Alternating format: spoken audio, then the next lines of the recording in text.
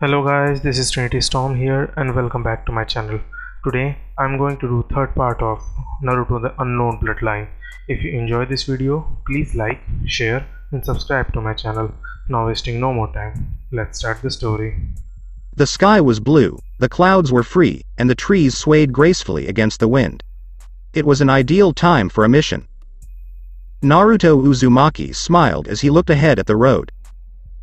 Tizuna, the man they were supposed to accompany, was slightly ahead of them, while the rest of the team trailed behind. He was fully charged for the mission as a result of his full-fledged training the day before. The blonde resumed his training after Kakashi's bell test. By the end of the day, he had mastered all 6 ninjutsus. 4 of them are C ranks, and the other 2 are B ranks. While he was disappointed that he didn't have enough time to begin working on more jutsus, he was content with 6. After all, displaying more of his power for the shinobi world to see would be disastrous for him. Nonetheless, he promised Hiruzen during the mission briefing that he would reveal something to him after their mission to the Land of Waves. He smiled as he recalled the incident. Flashback. Team 7, Hiruzen said, exhaling some smoke from his pipe. You are to accompany Mr. Tizuna here, he said, motioning to the person standing by his side. To the Waveland. He is one of the builders who lives there, and all he wants to do is go home, but danger lurks around every corner. Do I make myself clear? Protect him at all costs. Everyone on Team 7 nodded. You have 1 hour to leave. Make sure you have everything you need. Dismissed. Sasuke, Sakura, Kakashi, and even Tizuna then exited the room, leaving Naruto alone with the Sandaime. Hiruzen was about to resume his paperwork when he noticed Naruto still standing in front of him. Do you need anything, Naruto-kun? He inquired. Actually, Gigi. He started. I have something to tell you. It's a secret I've been keeping, and I thought I could tell you about it, but I'm not sure. The boy began to sound unsure. Don't worry, Naruto-kun, he reassured. It's fine if you don't want to tell me because it is a secret after all. But if you really want to tell me something, you can count on me to keep my mouth shut. Of course, as the Hokage of the village, I am aware of secrets, and it is my responsibility to ensure that they are never revealed. Wow, that's really cool. Naruto praised, and the Sandaime simply chuckled. Now, Gigi. I'll tell you everything. He declared, almost causing Hiruzen to rise from his seat before Naruto stopped him. I'll tell you when we finish the mission, Gigi. He gave the Hokage the thumbs up. Now is not the time to tell you. I must remain focused on the task at hand. He turned around and ran towards the door before returning his attention to the old man. See you in a few days, Gigi. He said as he exited the room. A tired Hiruzen shook his head playfully. Flashback concludes. Naruto laughed as he remembered Hiruzen's expression as he left the room. After leaving the mansion, he used his meteor to fly up to the window at Hiruzen's front desk, where the old man was crying anime tears and complaining about how unfair life is. Greetings, Naruto Baka. Sakura called from behind him, causing him to look back, puzzled, at his 2 teammates and teacher. Kakashi-sensei asked if we had ever loved anyone in our lives. I obviously said yes, Sasuke just scoffed as she stated proudly while her eyes twinkled. So, how about you? Did you ever fall in love? The blonde paused for a moment before shrugging and shaking his head. No, I haven't loved anyone yet, he responded innocently.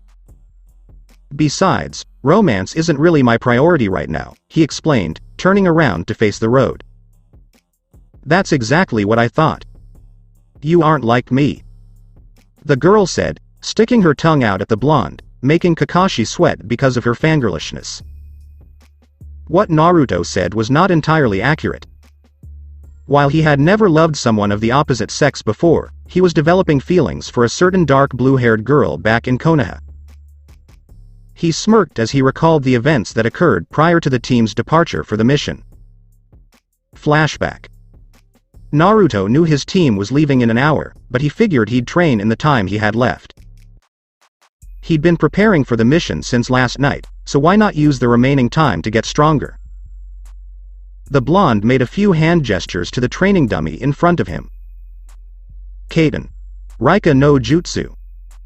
He yelled, launching dragon-shaped flames at the dummy, causing an explosion. That could only mean one of two things. His preparation paid off. He smirked and went to get some water from his backpack. Hinata Hyuga appeared from behind a nearby tree, looking at Naruto. This has always been her habit. She would always follow Naruto around wherever he went because she had a crush on him. Many years ago, when she was being bullied by 3 older kids, a young Naruto stepped in to save her, despite the fact that he had no chance of beating them. Her heart screamed for him that day. When she saw Naruto take off his shirt to cool off, the girl blushed like a tomato. It's been a couple of days since that day, she reflected, recalling the brief but memorable time she spent with Naruto. The image of their fierce and passionate lip lock remained in her mind, which should have been impossible for such a young girl. She nearly succumbed to her lust that day, blinded by her undying affection for the blonde, and she spent the night crying into her pillow, muttering about how she ruined all of her possible chances of being with Naruto forever, all because she couldn't resist her damn lust. Regardless, she regarded that day as one of the best things that had ever happened to her. It's not every day that you get to kiss the person you most admire, even if it was by chance. She could still feel and taste his lips on hers, as well as the heat of his body pressing against hers. She flushed bright red when she realized they were still young, but it didn't really matter. Apparently, she didn't notice the note Naruto left her at the Academy's clinic. She thought it was trash when she saw it in her fist that day and threw it away, so she never knew what he wanted to say. I wonder what things would have been like if that hadn't happened. She sighed. While she did enjoy kissing him, it had a negative outcome. She was so engrossed in her own world that she didn't notice Naruto standing right in front of her. Hinata. He exclaimed, effectively breaking her trance. Excellent timing. I really wanted to speak with you. He's right there in front of me. She panicked internally as she stared at Naruto's face, trying not to pass out. He doesn't look angry, she observed, and he was simply grinning at her. Did he forget what occurred? What makes him want to talk? Why do you want to speak to me, and Naruto-kun? She stuttered, her gaze drawn to the ground. She felt him touch her chin as he lifted her head to look directly into his eyes. When he smiled at her, she flushed even more. Do you feel better now? He inquired. She gave him a puzzled look. You passed out after we kissed.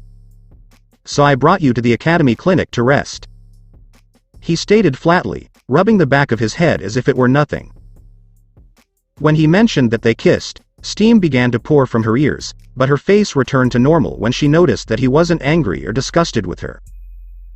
Why, you're not mad at me? She asked, rather cutely. I was the one who kissed you. She blushed as she revealed her true colors at the time. Shouldn't you be upset? Why would I be upset?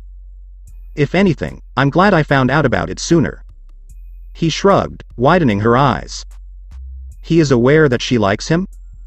Good thing I found out as soon as possible. He said, pinching her cheek. I don't like being teased, especially by girls. Hinata was about to pass out when she felt him pinch her cheek, but she quickly regained her composure when she realized what was going on. He paid attention to her?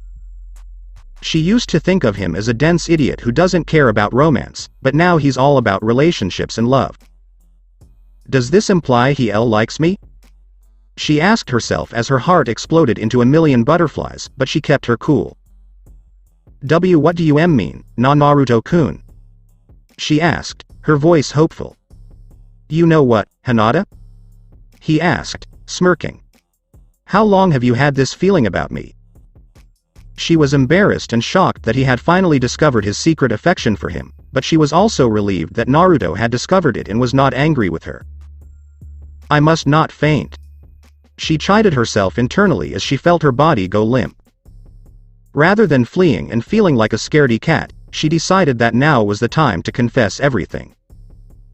Remember when we were K-kids? She inquired. Why, you saved me from 3B bullies at the time, and I've had feelings for why you ever since, she stuttered, twiddling her fingers. Even though he was finally aware of her feelings, her shy personality remained. He raised an eyebrow until it dawned on him. Oh. That's why, he exclaimed like an idiot, then sighed sadly after a brief glance at her. Hinata, who had been watching him the entire time, became terrified when she noticed the tone in his sigh. He became aware of it and suddenly remembered something that would almost certainly end their relationship and would be relationship. Something he should have told her immediately after they kissed. Buddha, but I doubt you'd want me, he said, looking away, in a sad tone. This irritated her. What are you saying, Naruto-kun? She asked, without stuttering. I enjoy your company. I've always liked you. I'm not making this up. Naruto stared at her, surprised that she had become more composed than before. I know you'd never lie to me. But I have to tell you something. He lowered his gaze to the ground. Something that might make you reconsider. Isn't that the Kyuubi? As he stared at her in disbelief, the blonde's head snapped up and his eyes shot open. How did she find out about the monster inside him? Now it was his turn to stutter. How did you do it? I overheard father discussing you with the clan elders. Everything was mentioned. Including the Kyuubi that is sealed within you. I did some research on the attack 12 years ago. She cupped her hand around his cheek. Even if the Kyuubi is inside you, Naruto-kun, I don't care. You're Naruto to me, not the Kyuubi. You are devoted, considerate, obnoxious, and helpful.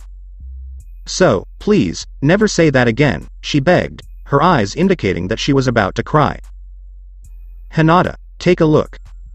I've never met anyone who likes me as much as you do. I'm not sure what I feel for you in return, but believe me, I care. He let go of her chin and leaned against the nearby tree. Romance and finding a girl are not my top priorities right now, but I know you like me, so what's my response? I'll let you know when I'm stronger. If I get stronger, I'll be able to protect everyone I care about. This includes you. So just be patient, okay? I'll respond as soon as possible. When he said he didn't know what he felt for her in return, her heart broke. But when he said the next words, her heart leapt up and down with joy. This means I have a chance, she thought as a few tears streamed down her cheeks. Naruto immediately panicked as she quickly wiped them away. What's the matter? Why are you sobbing? Hinata. He exclaimed, eliciting a light giggle from the young lady. I'm just glad, Naruto-kun. She explained as she wiped the last tear from her eyes. I'm overjoyed because I get to spend time with you. Naruto-kun, I don't mind waiting. Naruto grabbed her hand and clasped it with his as she said those words. Her shyness got the best of her, and she blushed again as a result of the unexpected contact. I want you to promise me something, Hinata, he begged as he looked her in the eyes. She nodded, albeit reluctantly. Promise me you'll work out to get stronger like me. You are no longer the shy girl. If you can't change that, at least be more accepting of others. We're no longer in the academy, and our lives could end at any time. So I implore you to live each day as if it were your last. As I do every day, believe in yourself more. Do you believe you'll be able to pull it off? I'll try, Naruto-kun, she stammered, her gaze averted from him. Even though she was aware of her own shyness, she knew she could change. She could try to be that kind of person not only for Naruto, but also for herself. Good. I always want to see you not be afraid to confront your own fears, he continued, brushing a strand of her hair away from her face, making her blush even more, that it would make a tomato proud. When I return, show me how strong you are, Hinata," he exclaimed, his voice firm. She smiled, nodded, and hugged him tightly. www. A few more tears flowed from her eyes and into his chest. She didn't mind that he was shirtless. All she cared about was hugging the boy she liked. She was in love with him. She moaned in disappointment when she felt him pull away, but her eyes popped open when she felt him kiss her forehead. She blushed furiously when his lips left her. "I'll see you in a couple of days, Hina-chan?" As he walked away to retrieve his backpack and leave, he smirked at her reaction to his new nickname for her. Everything fell apart for the girl. Naruto's resolve, her confession, the hug, and kiss, it was too much for her, and she passed out after remembering everything that had just happened. Naruto was about to leave the village gates after getting dressed when he noticed the Hyuga sleeping peacefully on the grass. He smiled and shifted her position slightly, so she was leaning against a tree. He kissed her again on the forehead before flying away, covered in yellow light. Flashback concludes. Who knew the heiress of the Hyuga clan would ever like me so much? He wondered. How come I haven't noticed her before? Was it because I was too preoccupied with training? Maybe I'm just too dense. He looked behind him and saw Sakura attempting to capture Sasuke's attention. He boasted, "I'm one step ahead of you, Teme." Naruto's mental landscape. "You certainly are, Kit. You're the most dense person I've ever met." From inside his cage, the Kyuubi roared with laughter. "You're fortunate that Hyuga never gave up on you. I can't wait to finally speak with you. I'll teach you everything I know about pleasing women," he finished with a teasing tone. Return to the real world. Naruto was jolted out of his thoughts when he realized he wasn't moving forward. Naruto scowled as he noticed Kakashi grabbing his jacket from behind him. "Kakashi-sensei, let me go," he pleaded, trying to break free from his teacher's grip. Kakashi sighed and smacked the blonde's head, causing him to scream in pain, but Kakashi muffled his scream with his hand over his mouth. Kakashi leaned in closer to Naruto's ear as he raised an eyebrow at him. "I think there are other people in this area, Naruto, and I don't think they're friendly," he said quietly. "If you want some dinner later, you'll stay quiet when I let you go. Got it?" Kakashi let go of Naruto as he nodded. "Geez, sensei," he grumbled as he scanned the area for potential ambushes. "Was that really necessary?" Kakashi simply smiled to conceal his chuckle. When he noticed something behind him, he lowered his smile.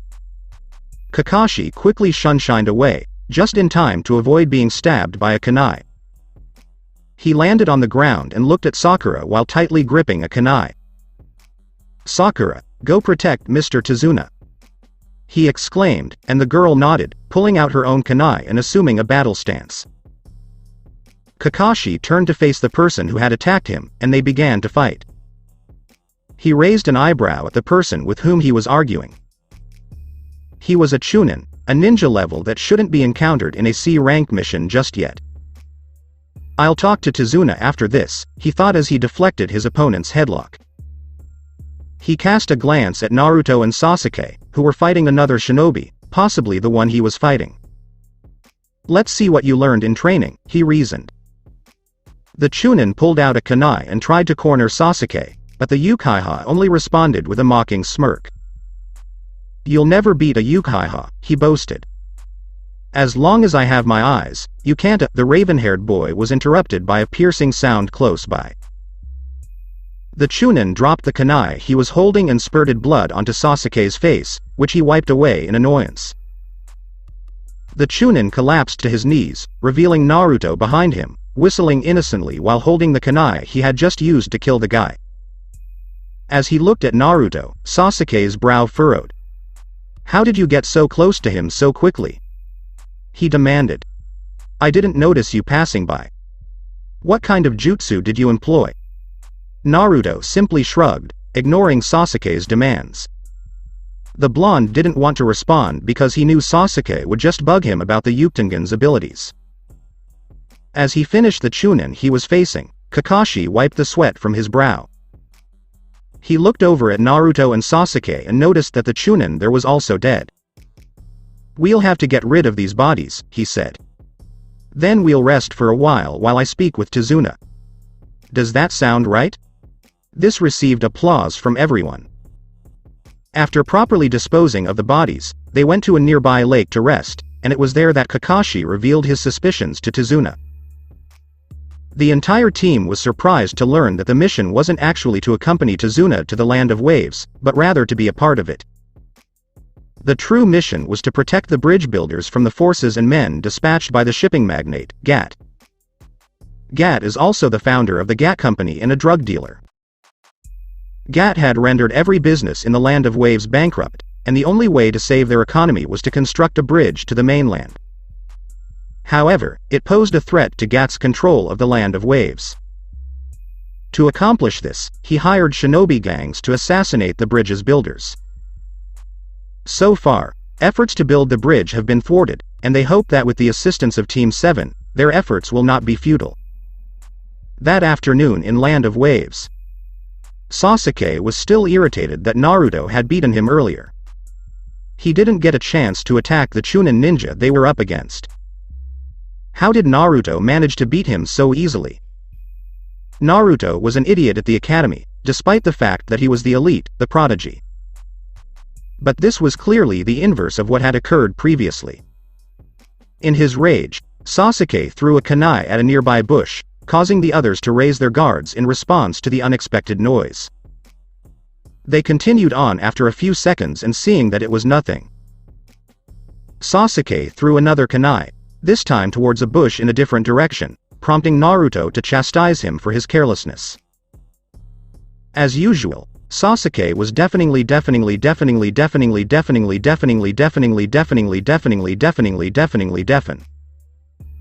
The rabbit jumped into Naruto's arms, shivering in fear after Sasuke nearly killed him with his kunai. While Sasuke was unconcerned, Sakura and Tizuna assumed everything was fine until Kakashi noticed something strange about the animal itself. Its fur was white, and the season was summer at the time.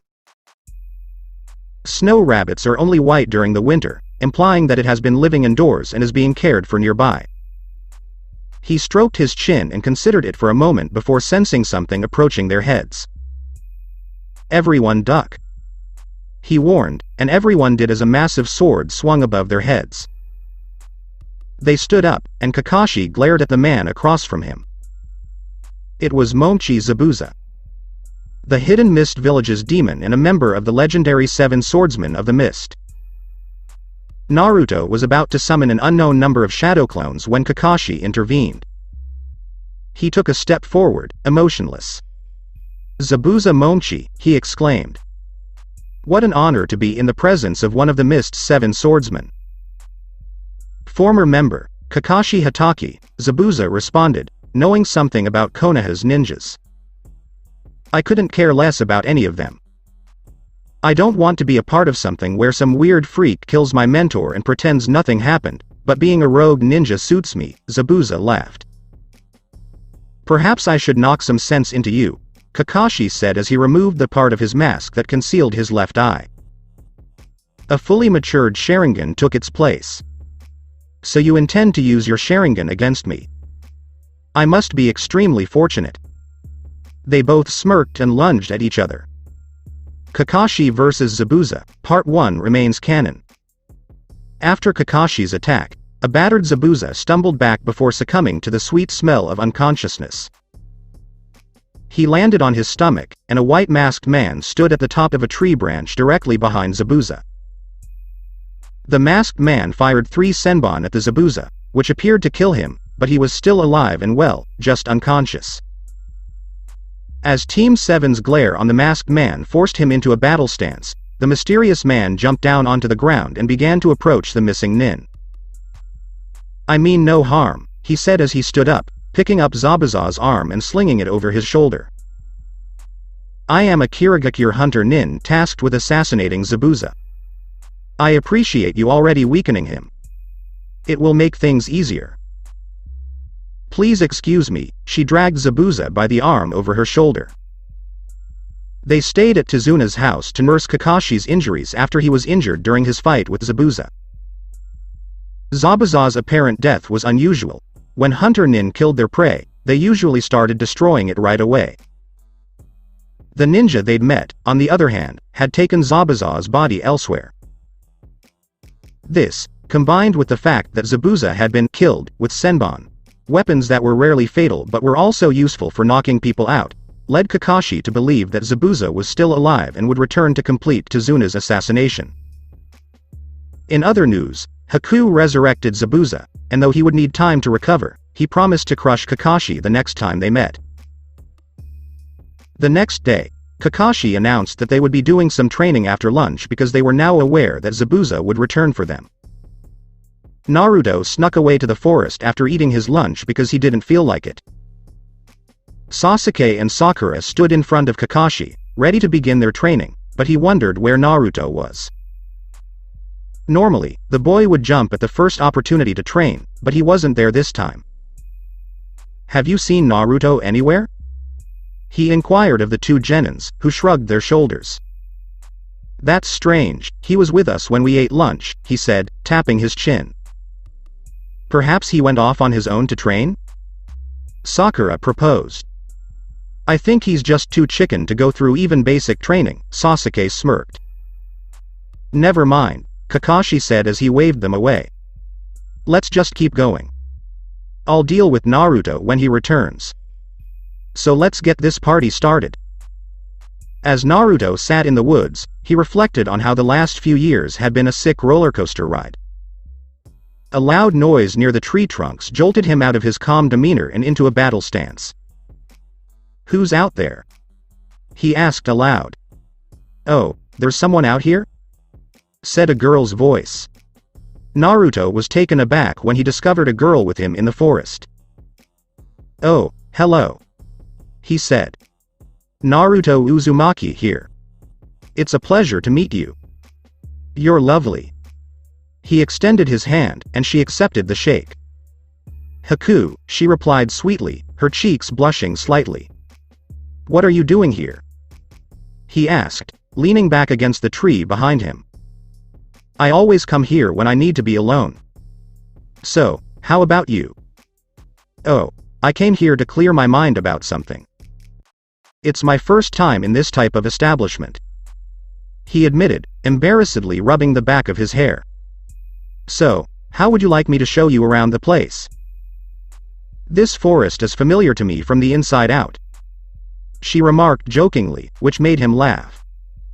All right, I'm sure I can spare some time. They walked through the forest for an hour, talking about each other. Naruto told her everything about his dark past, and she comforted him, which he appreciated even more. He didn't want to admit it, but there were times during their walk when he lusted after her. It was normal for a boy his age to be like that due to hormones. It was a good thing he was strong enough to resist it. I think this is it, Haku, Naruto said. I appreciate the walk, but I need to get back to my team. They might already be looking for me. She laughed. It's all right, Naruto. I had a great time with you. I promise to be more confident in myself, and when we meet again, I'll show you how much I've changed. Okay, then. Don't forget about my promise. I'll become stronger in order to protect everyone I care about. Maybe we can spar the next time we meet. Haku nodded and smiled. Goodbye, Naruto. She exclaimed. Goodbye, Haku. He said as he turned around to return to Tizuna's house. Oh, man, how long was he being daring? What was the time? Oh, may the kami protect him from the torments that Kakashi-sensei has planned for him. He rubbed the back of his neck unconsciously. I can already feel him hitting my head when I return. He thought, anime tears welling up in his eyes. The following day. Team 7 awoke early in order to begin the day without being ambushed. Kakashi reasoned that because senbon isn't particularly lethal, Zabuza would likely return for them. They accompanied Tazuna to the bridge, where they would do their best to keep him safe from any dangers he might encounter. When a thick layer of mist covered the entire area, causing the team to become separated, Kakashi was proven correct. Zabuza and the Kiri hunter Nin appeared, and he began to speak. "You handle the two brats, Haku. The Sharingan's Kakashi is mine." "Hello, Zabuza-sama," she said quietly as she walked away to find the two boys. Zabuza smirked and turned around to look for Kakashi. Haku smirked at the two boys as she threw her arms out. Higan DMU, she exhaled, encasing them all in a massive dome of ice, but the temperature inside remained relatively constant. Naruto and Sasuke used the same hand gestures. Kaden. Jikaki no Jutsu. They both screamed, releasing massive fireballs in an attempt to melt the ice dome created by the masked man, but nothing happened. "My ice can't be melted," she explained as she wove in another set of hand seals. "Give up now and make this simple for yourself. You have no chance against me." She threw her arms out once more as Naruto narrowed his eyes at the foe. "Hayatun? What is that?" he wondered. "I've never seen anyone use that," he said, looking at the enemy's figure. "It must be in his blood or something. I'm hoping I don't have to play my trump card. I don't want anyone finding out about the Uchtengan just yet." He pulled out a kunai and took a battle stance. "Hijitsu. Maki Hish," she exclaimed as dozens of mirrors appeared around them, covering the entire ice dome. "Hello, Teme. Do you have any suggestions for how to defeat this individual?" Naruto inquired. "Yeah. Stay out of my way, Dobi," Sasuke said as he charged towards the enemy, his typical Uchiha arrogance getting the best of him, causing Naruto to shake his head in disapproval. The fight is canon until Sasuke protects Naruto. When Naruto saw Sasuke standing in front of him with needles covering the majority of his body, his eyes widened. The blood was dripping from his mouth, and the Uchiha was panting heavily. Naruto had no idea what was going on, so he said the only thing that came to mind at the time. "Why?" he exclaimed as Sasuke smirked. "Well, an idiot like you. Doesn't know how to defend himself. Even in the most dangerous of situations," he mockingly exclaimed. "I was simply acting on instinct. So don't think that this changes anything between us." When Naruto caught him in his arms, he had fallen over and was about to land on his back. The blonde pressed his ear to his chest to listen for a heartbeat, and he was relieved to hear a faint one. "I'll defeat him for you, Sasuke. You're still my first friend, you know." He stood up, his gaze fixed on the masked man opposite him. "You should just give up," said the man. "You witnessed what happened to your pal. You don't want the same thing to happen to you, do you? If you stand down now, Zabuza-sama may spare your life," he explained, but Naruto did not tremble. "Suit yourself," the man continued, weaving some hand signs before being cut off by Naruto's voice. "I was sure I'd get through this mission without using it," the blonde said, stuffing his hands into his pockets. "I already used it when we encountered those two Chunin, but it was because I wanted to train." He joked. "But you've pushed me way too far now." The masked stranger raised an eyebrow as he closed his eyes. Naruto's eyes opened a few seconds later, activating his Uchtengan. Naruto vs. Haku. What in the world is that? As she examined the blonde's yellow eyes, Haku thought to herself. A jutsu? It can't be both the Byakugan and the Sharingan. It's a different color. I've never known another jutsu besides those two. She was startled out of her reverie when Naruto assumed a battle stance. "Let's see what it can do," she said, creating tension within the dome of mirrors. Haku smirked as Naruto dashed forward. Pathetic, she thought as she launched another batch of senbon at the blonde. Naruto smirked as his body was enveloped in bright light, raising an eyebrow at the masked man. "Raisei," he breathed out, easily avoiding the senbon and disappearing from Haku's sight. Where did he go? She wondered in her head, turning in every direction to avoid a surprise attack. "How did you do that?" she asked, still on the defensive. "Have you got a Kekai Genkai? What you did was unlike any jutsu I'd ever seen. It's also not like the Yondaime Hokage's jutsu. Why do you care?" asked a voice from behind her, prompting her to turn around and punch the boy in the face, but Naruto ducked and kneed her in the gut, causing her to stumble back. She winced in pain, but maintained her stance. "Lucky shot," she said, holding up another batch of senbon and launching it at him. "But there's nothing you can do as long as you're in my ice dome." "Really?" Naruto smirked, twirling his kunai on his finger. "Then I guess I should just get rid of all these damn mirrors." Tiger, horse, boar, monkey, ram, dragon. He made 2 energy discs on his hands by weaving a few hand signs. When the masked man suddenly stopped attacking, Haku raised an eyebrow and smirked. "Uchten. Dosei no Ringu," he yelled, hurling the 2 discs into random mirrors around him, causing a small explosion. Impossible. Haku reflected to herself. Nobody had ever previously broken her mirrors. This was supposed to be her ultimate weapon, and everyone who had faced her before had succumbed to it. Naruto is the first to do so. She snapped out of her reverie and returned her attention to the fight. "How did you break my mirrors?" she exclaimed. "The fire user should be unable to even damage it." In response, Naruto only shrugged. "Who can say?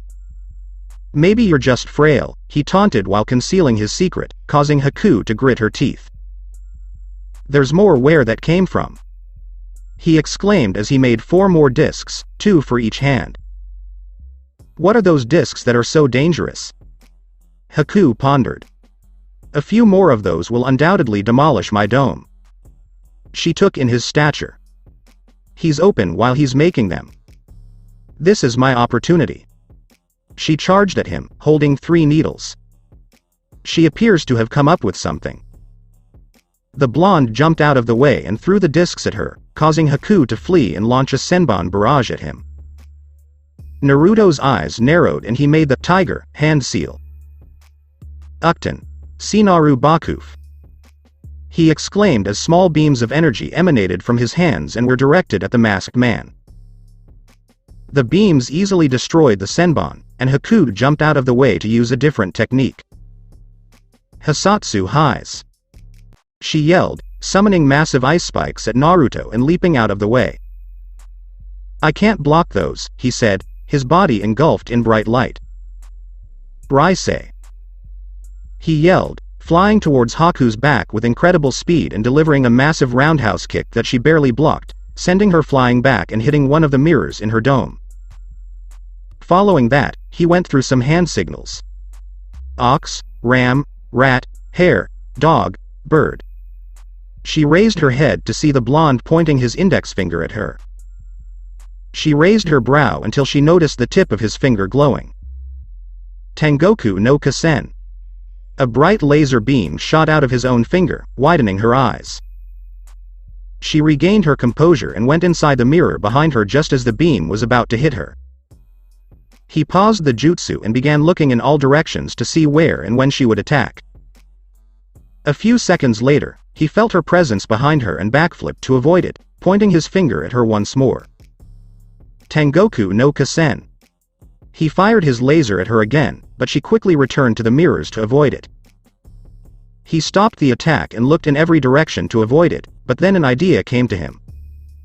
"Kage Bunshin no Jutsu," he exclaimed, creating a dozen duplicates of himself as Haku attacked him from the mirrors. This went on for quite some time. When Haku went inside the mirrors, he would create a shadow clone to fool her so that when she came out, only a copy of him would be harmed.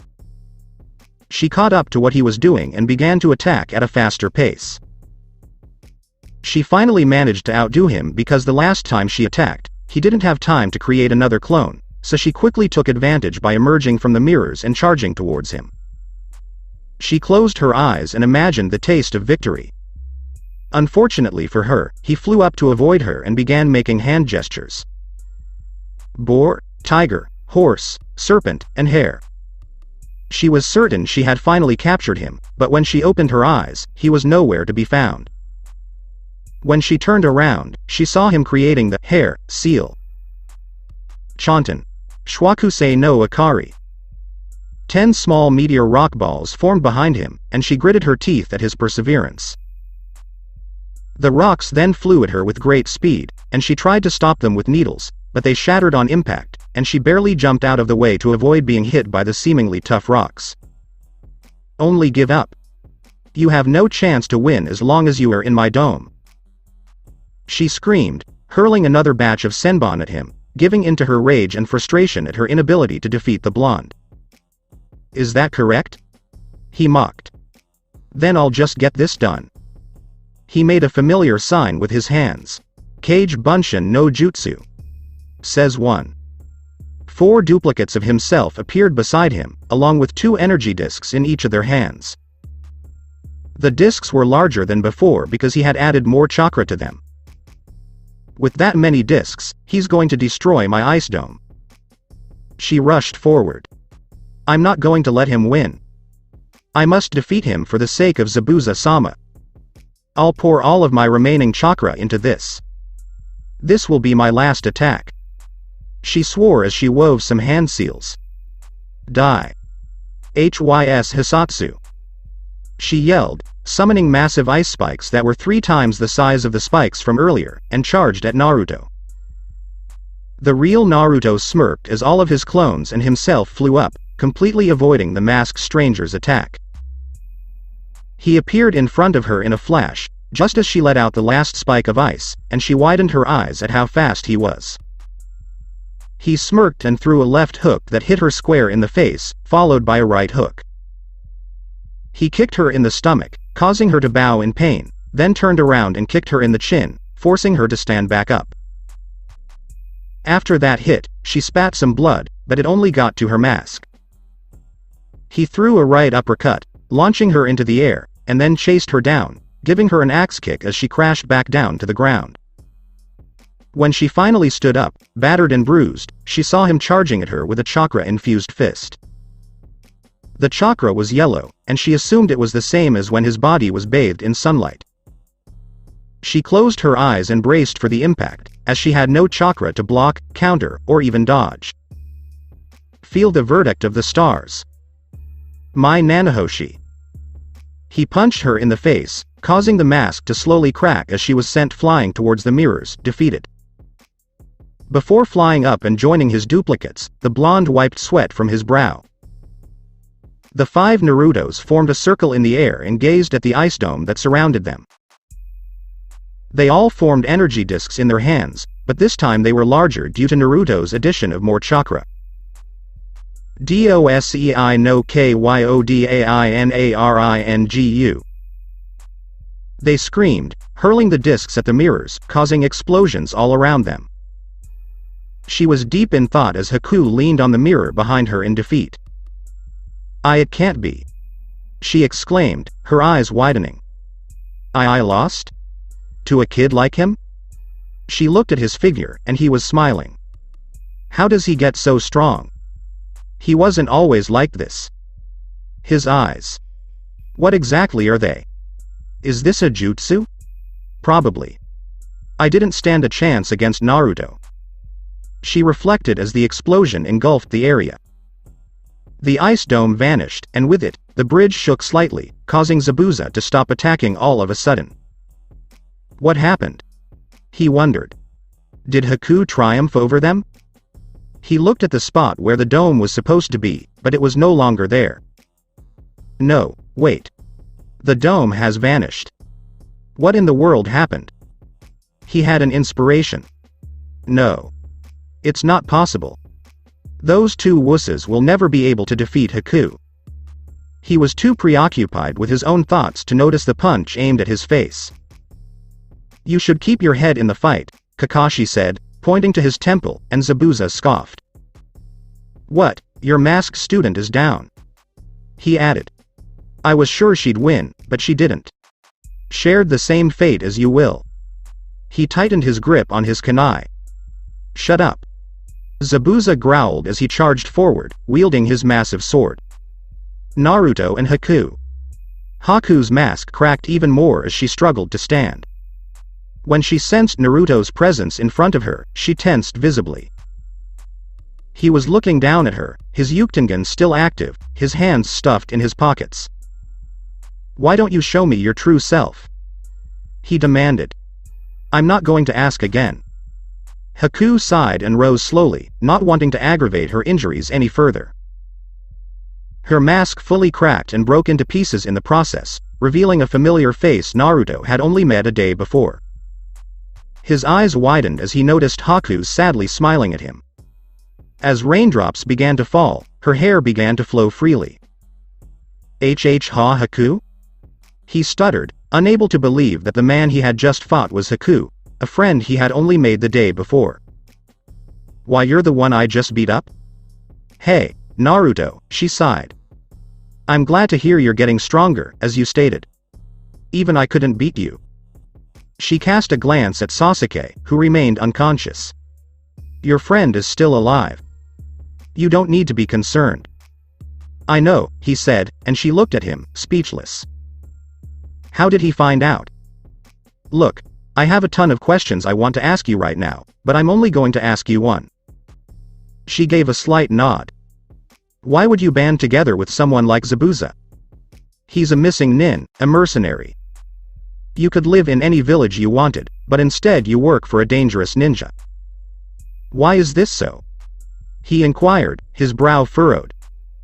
"Zabuza-sama took me in when I was a child," she explained hesitantly, and Naruto patiently listened. "My father murdered my mother and would have murdered me as well, but I lost control of my own powers and killed them as a result. After that, I felt unwelcome. I had the impression that I was not needed in the world. Like the sensation of losing everything you care about in an instant. That is, until I ran into Zabuza-sama. He asked if I could be his tool, someone who would be loyal and unwavering to him, and I gladly agreed. I always felt wanted when I was with him. He seemed to require my assistance. And that's what I've wanted since I was a child. He is precious to me, and I regard him as a true father figure. So I obey his every command because that is what I wanted as a tool." Zabuza aid. Sama's. She noticed Sasuke's kunai to the side. She walked over and grabbed it, and Naruto narrowed his eyes as he realized what she was up to. She approached Naruto and placed the kunai in his grasp. "But I was unsuccessful. I failed the task assigned to me by Zabuza-sama. So, Naruto, please kill me." The blonde's eyes widened. "Are you insane?" He tossed the kunai to the side. "That's impossible for me. I've never done anything like that before. Why do you want to die in the first place? Asking for death is a cowardly move. I'm your pal. We'll get through it," he argued, and her eyes widened gradually. I'm your pal? You say that after what I just did?" She responded in disbelief. "Haku, I don't blame you. Your own actions had blinded you. After all, I know you're a good person beneath that mask. Just stand there and let us finish this. We can decide what happens to you after we complete the mission." Her brow furrowed. "I see ya then, Naruto, as your friend, I want you to kill me." His eyes widened as he heard what she was saying. Was she hard of hearing? Or was she just obstinate? She continued before he could respond. "Naruto, please just kill me. I failed, and my time here has come to an end. You'd give me what I want if I were your friend, right? Please carry it out." He gulped as she pleaded. He had no idea how to get out of that debate. After the swordsman's hidden mist jutsu wore off and the surroundings became clear around him again, Zabuza fell victim to the Sharingan's mighty power once more.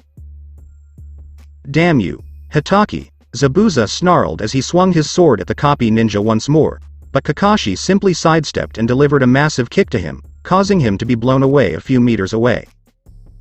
When Zabuza looked at Kakashi, he found him staring at her. "What? Will you imitate my next jutsu?" he taunted, flexing his back to stretch his muscles a little. "Actually," he replied as lightning struck his hand, "I think I'd like to defeat you without copying for once. I will put an end to our battle with a jutsu I created." He charged forward, closing his eyes and holding his hand out. "Raikiri!" he yelled. At the same time that Haku sensed a great danger approaching Zabuza, Naruto finally made a decision. He decided to kill her, albeit with little bloodshed, with a simple snap of the neck, to allow her to fulfill her dying wish. As he thrust his arm towards her, he clutched the kunai tightly in his hand. But before he could reach her, he felt Haku grab his arm, effectively stopping his ostensible attack on her. "I will die by the hand of another, Uzumaki," she declared. "Until we meet again," she said as she jumped to her feet and dashed towards Kakashi and Zabuza's location. She saw Kakashi about to use some powerful-looking lightning jutsu on the demon of the hidden mist, and Zabuza saved the day for both of them. To protect the most important person in her life, she ran even faster and managed to stand directly in front of Zabuza, completely shielding him from the attack. She closed her eyes and waited for the impact, while Zabuza's eyes widened at what he had just witnessed with Haku. But the pain never arrived. When she opened her eyes, she saw herself and Zabuza lying on the ground. She wiped a trickle of blood from her mouth as Kakashi opened his eyes to see what had happened to Zabuza after that attack. He was surprised to see that no one was at home and that they were in. Kakashi then withdrew his hand, panting heavily from exhaustion. The Raikiri is one of his most powerful jutsus, but in exchange for its strength, he will tire quickly. He looked to the side and saw Haku and Zabuza were unharmed, and Kakashi already had an idea as to what had happened. To be able to move at the same speed as my Raikiri. Haku was too far away to make the save. He reasoned as he thoroughly investigated the situation. That would only leave Naruto. He looked around to see where he had gone, but found himself at the location of Haku's ice dome. Well, he's fast, he thought as Naruto began to run towards him. How does he do it? He couldn't have used Hiraishin because there are no other seals in this area. In his mind, an image of Naruto appeared. How does he manage it? Zabuza massaged his temples, stunned that he was still alive. He quickly looked around him and noticed Haku panting heavily and Kakashi on his knees. As he pointed towards the copy ninja, his desire for vengeance took over. "This is your chance, Haku. Kakashi Hatake must be eliminated." He was ecstatic. A voice interrupted them just as Haku was about to stand up to follow Zabuza's orders. "Don't even consider it, Haku." Their gazes were drawn to the person speaking, and it was Naruto himself, who had a solemn expression on his face. "Haku, why do you obey Zabuza's orders?" he demanded flatly. "I told you earlier. He made me feel important in this world. He took me in when no one else would, so I will always do as he says," she explained, widening Zabuza's eyes slightly. "Do you see him as your own father?" he inquired, and all three eyes widened. Despite his reluctance, Haku decided to confess everything to the man himself. I do," she confessed, and Naruto nodded. The blonde narrowed his eyes as he looked at Zabuza. "Why do you constantly put Haku's life in danger for such insignificant things? You must have heard her. She compares you to her father. Why would you even take her in if you intend to put her life in danger every day to complete all of your tasks? Is it because she's nothing more than a tool to you?" he inquired. "You don't know anything about me," Zabuza snarled, his fists clenched in rage. "I don't think so. But I do know that Haku is a poor orphaned girl whose parents died. You accepted her. You should treat her like a true daughter." But when you're out here, you treat her like a toy. When she saw Naruto defending her honor, Haku's eyes widened. What's the deal? Is it because you used to have a family? This was the final straw. Zabuza forced himself to stand and drew his sword to slay the blonde brat. He'd pushed himself too far. He charged forward to attack, but Naruto had moved out of the way. Well? Am I correct? He continued. Did you have a family back then? Yes. Back then, I had a family. Are you happy now? He finally admitted, leaving Kakashi and Haku speechless in front of Zabuza. The demon of the mist continued to attack the boy, who simply dodged every attack he launched. Stay put, you brat! He yelled. Naruto leapt over Zabuza, his brow furrowed at him. Zabuza gritted his teeth and continued to attack Naruto without regard for whether he would hit or not. You had? So they're already dead, right? The Yondaime Mizukage executed them for treason, possible betrayal, and extensive knowledge of bloodlines, he snarled, throwing some shurikens that Naruto reflected with his own. So, why do you treat Haku like garbage? I know she's just a tool for you, but she considers you more than a mentor. Didn't you ever have feelings for her? Are you deafeningly deaf? He demanded, perplexed as to why Zabuza was acting so strangely. Haku's eyes were welling up with tears. She rarely cried, and when she did, it was usually because she was extremely sad about something or someone. She would try to maintain a strong demeanor, which didn't always work because she, too, was a human. Don't treat me as if I'm a student. He swung his sword, and Naruto jumped over the first while avoiding the second. I took Haku in because she looked a lot like my daughter, Haru. He finally admitted, widening his eyes as he sidestepped to avoid another swing of his massive sword. Naruto gave him a puzzled look. My family was murdered at the time. That's why I abandoned the village. There was nothing there for me. Then why do you treat Haku the way she is now? Naruto inquired, sliding beneath the demon of mist and kicking him in the back. If you say your daughter looks a lot like Haku, why treat Haku differently? Do you not get it? The reason I treated her like that was to get her to leave me. He yelled as Naruto pulled out a kunai to block a Kabikiraboch strike. Tazuna, Sakura, Haku, and Kakashi could all hear Zabuza's voice because it was so loud. The most surprised of all was Haku herself. So many thoughts raced through her mind. Why would Zabuza wish for her to abandon him? Naruto rolled out of the way to avoid being caught after Zabuza disarmed him of his kunai. Why do you want her to abandon you? You said she reminded you of your daughter. Why not make Haku your own? He continued, Naruto grabbing the kunai that had gotten lost earlier. I did not want to make the same mistake twice. An eyebrow was raised by Naruto, Kakashi, and Haku. I actually thought of her as my daughter the first time we met. He exclaimed. But, as time passed, I began to worry that she would suffer the same fate as my family. Haku should just leave me alone so she can live. It's for her sake as well as mine. He charged at the blonde once more, only for Naruto to become enveloped in light and fly towards Zabuza. Enough. He yelled solemnly as he collided with the missing nin. Zabuza was thrown back as he collapsed to his knees, exhausted from his ordeal, while Naruto remained standing. Can you imagine how Haku would feel if you wanted her to leave you? This silenced Zabuza. He was at a loss for words. He probably knew she'd be sad because of all the years they'd spent together, and then she'd move on. But Naruto had a better response. Haku regards you as his father. You know what it's like to lose someone you care about, don't you? Why should Haku suffer the same fate? And obviously, the separation of you two would make you sad. Don't you want to spend your entire life with the people you care about? Zabuza sat there, thinking about what Naruto had said.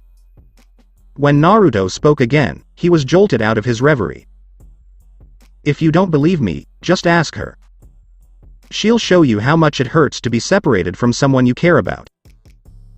The demon of the mist raised his head to see Haku sobbing in front of him.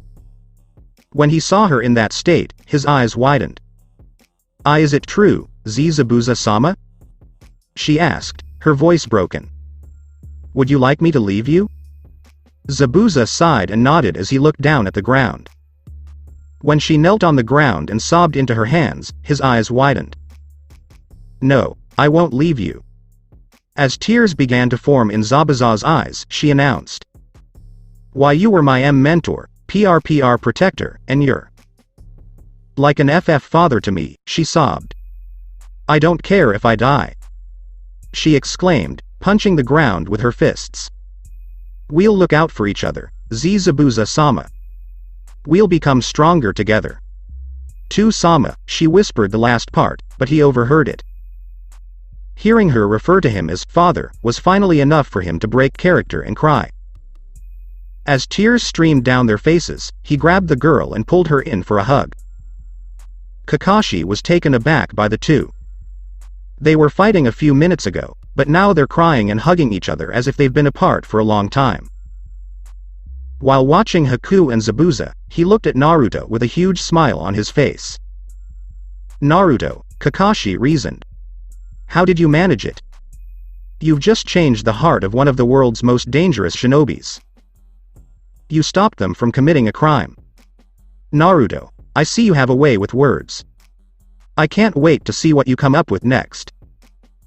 After a few minutes, Tizuna and Sakura approached Kakashi and Naruto to inquire about what was going on, and they explained the entire situation to the two of them, leaving her hanging for the Uchiha. When Naruto told her what had happened to Sasuke, she immediately went to find him and try to save him. Zabuza and Haku finally drew away from each other, both smiling. The girl turned to Naruto and smiled at him, and Naruto returned the smile, but their joy was cut short when they heard clapping behind them. Well, isn't this very touching? A sarcastic voice asked. Zabuza only narrowed his eyes when he recognized whose voice it was. They all turned to face Gat, the shipping magnate. Along with him are his forces, which include shinobis and ordinary mobs of people. Zabuza carefully stood up to reduce the injuries he could sustain simply by standing. He scowled at Gat, who was smiling broadly. What exactly do you want, Gat? Zabuza spat something out. I've decided to shake things up a little, Gat explained. For 3 days, I had faith you'd complete the mission I hired you for. But, as I saw with the girl you're with earlier, it's not going to happen. I've been waiting far too long. We'll handle it on our own, Monchi-san. We'll just kill you and the girl you're with as a souvenir so we don't have any problems in the future. Why, you little worthless jerk. Zabuza growled as he charged towards Gat, picking up Kabikiraboch. The man only smirked and dispatched his hired bodyguards to deal with Zabuza. Naruto smirked as he looked at Kakashi, Haku, and Tizuna, who were all staring at Zabuza as he charged towards Gat. Ryusei, he grumbled as he flew away to help Zabuza. Using his meteor, he pushed away any threat that could prevent Zabuza from reaching Gat. For the demon of the mist, it was all about Gat, and he didn't care about Gat's men. After a few moments, nobody was left on Gat's side. When Naruto pushed them off the bridge, all of his forces, men drowned or were knocked out by the blonde's vicious punches. There was only one man left, and his name was Gat. When Zabuza noticed the little bastard shivering in fear, he smiled. Gat, what happened to your self-assurance? Was it just for show? Gat waited for the impact as he raised his sword and swung it down on him. But it didn't come, so he slammed the blade of his sword to the ground, symbolizing double death. You should have seen how you look in the eyes, Zabuza remarked, smirking, before turning around and returning to Haku and the others. Gat growled angrily and began to flee to avoid death when a certain blonde got in his way. Are you going somewhere? Asked Naruto, making Gat pale and shiver with fear. Or are you too afraid to make a move? I'll get my vengeance, you brats, he snarled. This is not the end. My company will continue to exist as long as I live. Naruto grabbed him by the collar and threw him into the water, ignoring the poor man's cries and pleas for help and leaving him for dead. After an hour, the bridge's construction resumed as soon as the issue with Gat was resolved. Sasuke awoke shortly after Gat died, much to the delight of a certain pink-haired banshee. Team 7, Zabuza, and Haku rested at Tizuna's house while their injuries were treated. They were currently at the bridge, watching the bridge being built. Listen. Zabuza started, capturing everyone's attention. Sorry. For what we did. He apologized, embarrassingly rubbing the back of his head. Don't worry. Exclaimed Kakashi, causing the demon of the mist to sweat. Where are you going? Sakura inquired. Before returning to Team 7, Haku and Zabuza exchanged glances. I'm not sure. I guess we could just go back to being mercenaries without killing. Or we could return to Kiri and assist the rebels in their fight against the Mizukage or something. Hey, why don't you come back to Konoha with us? Naruto suggested, causing both Kiri Shinobi's eyes to widen. It'll be fantastic. You should know that life in Konoha is incredible. We can talk to Gigi about letting you join our ranks after you heal yourself at the hospital there. Furthermore, Haku can attend the academy and become a ninjutsu master someday. And Zabuza, you could become a shinobi to earn money as well. What do you think? I believe we should accept the offer, To-sama, Haku said to her father figure. Since Naruto changed Zabuza's heart earlier, she has referred to him as To-sama, to represent their father-daughter relationship. Zabuza paused for a moment before smiling with his eyes. Alright, you brat, he said. You struck a bargain. A killer aura appeared behind him all of a sudden. But, understood? He said menacingly, the second they chase our asses out of the village, I'll hunt you down until you die. Why you got it? The blonde exclaimed, much to the amusement of everyone, including Sasuke. Inari looked down and depressed as they watched Team 7 leave with Zabuza and Haku, while Tizuna smiled. When he noticed his grandson's sad expression, he decided to inquire about it. Is there something wrong, Inari? Why the long grin? He inquired sweetly. I'm just sorry Naruto-ni is leaving.